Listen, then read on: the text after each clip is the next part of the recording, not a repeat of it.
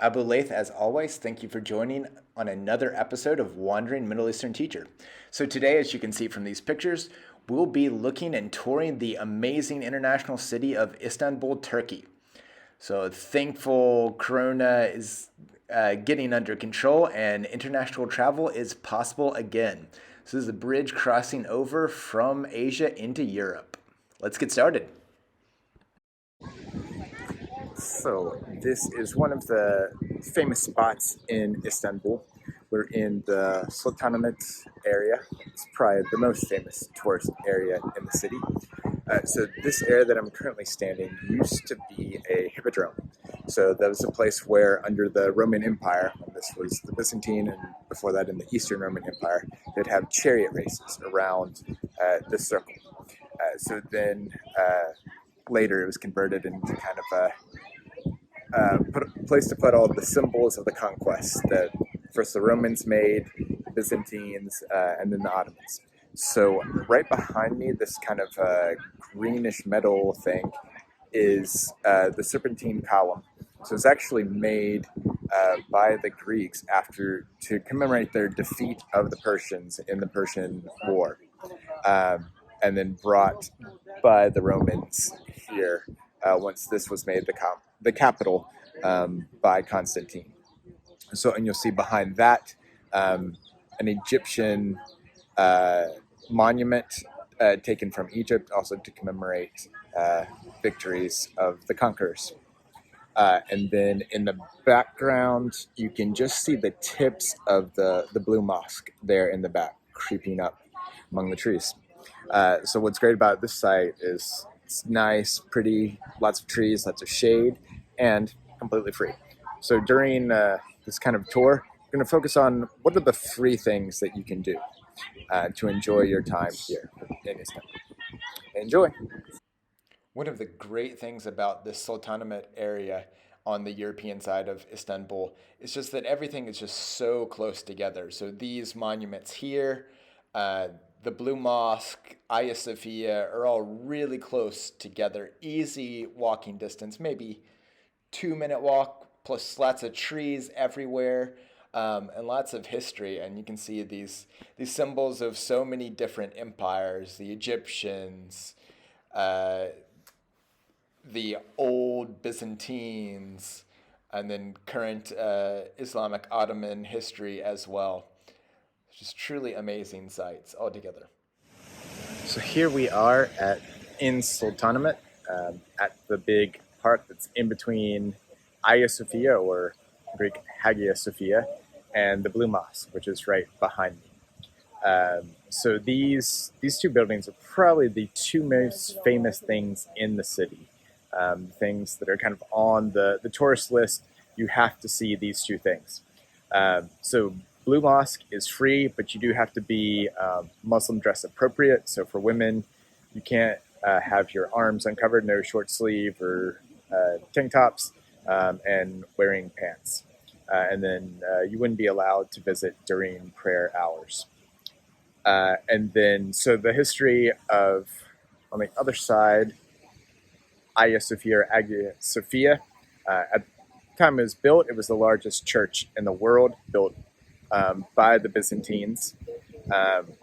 Stayed that way for a long time. I'll include some photos of inside right after this, so you can get a look at some of the stunning mosaics that are still there to this day, and it has been kind of a power symbol of the city. So after the city falls in 1453 to the Ottoman Muslim Turks, they intentionally kind of change some of the symbols. It becomes an Islamic mosque.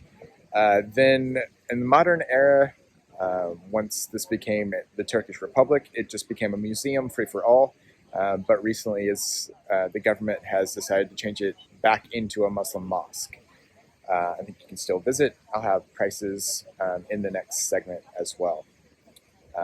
But stunning, absolutely worth the visit. It's a little expensive. You have to wait in line and carefully consider like the time that you're going. But you really don't need a guide. You can find so much information online about the different sites that, in my opinion, a guide is kind of not worth the money if you like doing it for yourselves. If you really like that personal touch, by all means, get a guide. Um, but it is beautiful, and it's a great place just to come, hang out, watch the water. Beautiful. This is stop 2 on the essential Istanbul guide. It is important to note that this is the most popular tourist place in the city, so there will be crowds. But the crowds can can vary rapidly based on what time you go. If you go in the morning, 10 o'clock, there really isn't much of a crowd. But in the afternoon, same day, there are hundreds of people waiting in line. There is a bit of controversy that as the shift to becoming an official working mosque again takes place, that some of these mosaics may be removed. Till now, nothing has happened other than the second floor is now off limits. So some of the mosaics that were up there are no longer viewable, but that's the only change so far. All right, the next stop on our free, enjoyable spots in Istanbul. This is Gulhani Park in Sultanahmet. So really big park, lots of green space, as you can see from all around me. It's a pretty happening place. Lots of people just come and sit, enjoy the beautiful breeze. The weather is pretty nice in here. So right behind me is the Archaeological Museum. A little up from that is Topkapi Palace, one of the Ottoman palaces in the city that you can tour for a price. The park is free, but everything else around it would not be free. Yeah, so enjoy all that tree foliage, grass. Pretty relaxing place to just sit and people watch. Also on the tour of free cheap places, interesting, unique things to do here in Istanbul. So this is the Egyptian spice market right behind and more that way inside that building. So lots of little stalls, feels very much like the Middle East, Arab world, selling all kinds of little trinkets, Turkish delight, all kinds of spices like the name. And just to enter completely free. And it definitely feels like you're entering a new world. Always a crowd. So here's a look inside the Egyptian spice market. So if you love shopping, the area right behind it and off to the left is full of winding streets with little stalls where you can buy tons of stuff. And then this area is a really beautiful area right beside the water. So perfect for strolling.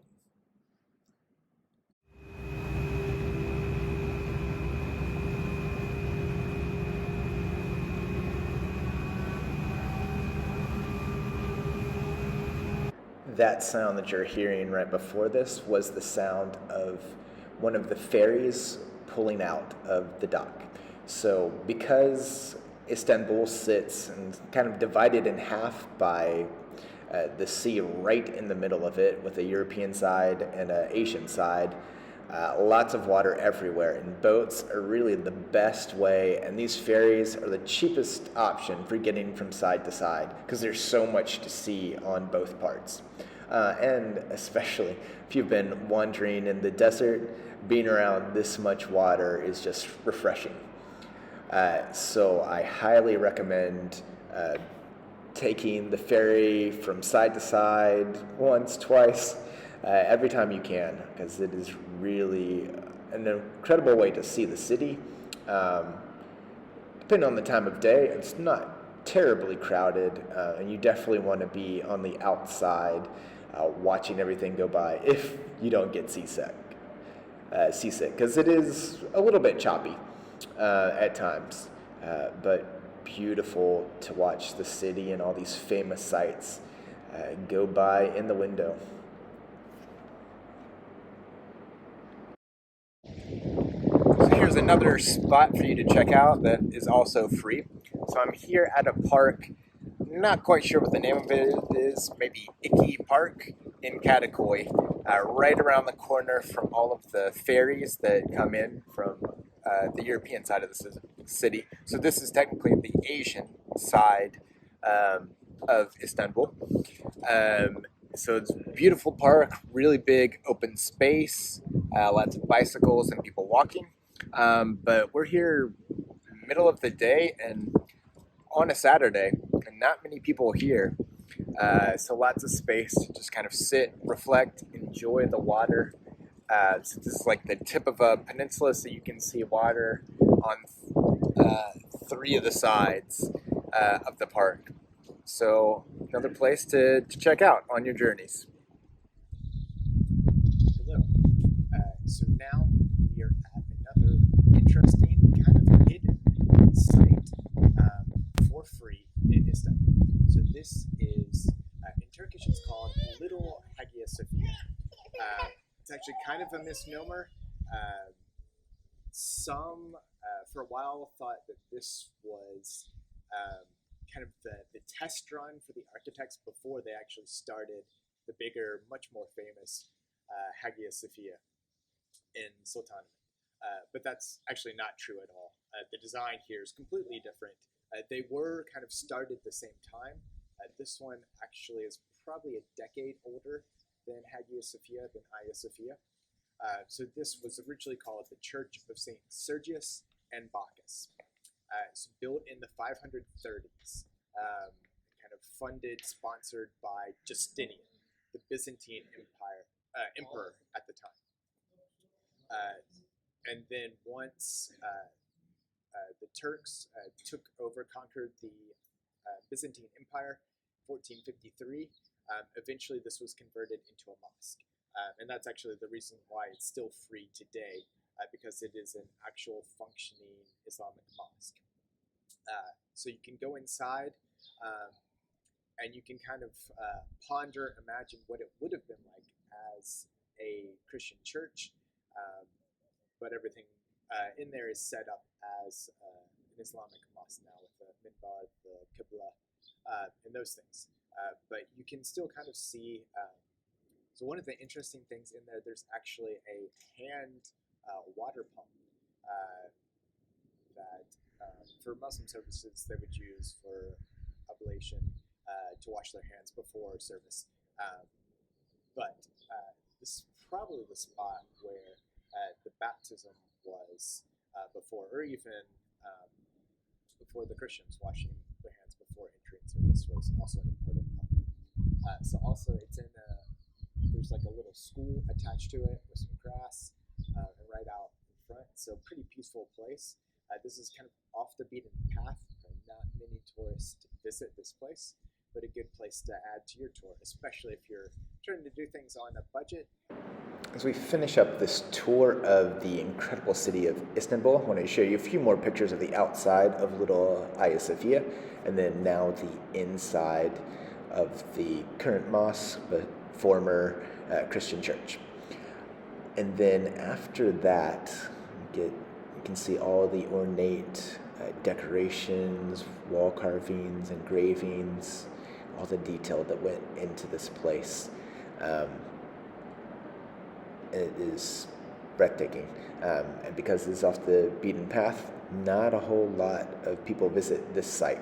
But there are some really nice, really cheap restaurants in the area where several of the staff do speak English, and they have menus written in both Turkish and English.